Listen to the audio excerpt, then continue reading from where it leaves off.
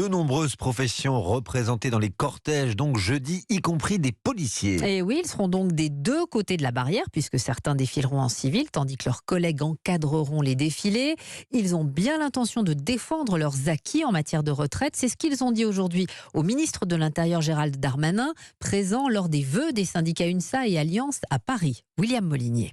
La retraite, c'est le principal sujet de crispation entre les policiers et la place Beauvau. À la tribune, le secrétaire général de l'UNSA Police, Olivier Varlet, n'y va pas par quatre chemins. Je vous le dis très directement et très solennellement, les policiers se mobiliseront massivement si nous n'ouvrons pas un cycle de discussion avec vous. Ces policiers s'opposent au recul de 2 ans du départ à la retraite, passant ainsi de 52 à 54 ans, réponse du ministre de l'Intérieur, Gérald Darmanin. Le président de la République et la première ministre ont quand même arbitré très en faveur du ministère de l'Intérieur. Il y a extrêmement peu de policiers qui partent à 52 ans. En moyenne, vous partez grosso modo entre 56 et 57 ans. Et donc quand on fait l'âge d'ouverture des droits de 52 à 54 ans, ça ne change rien pour l'immense majorité d'entre vous. Ce n'est pas vrai de dire que ça fait travailler les policiers 2 ans de plus. Autre sujet d'achoppement, l'accélération de la réforme Touraine de 2014. Les policiers devront progressivement cotiser plus longtemps pour obtenir une pension à taux plein.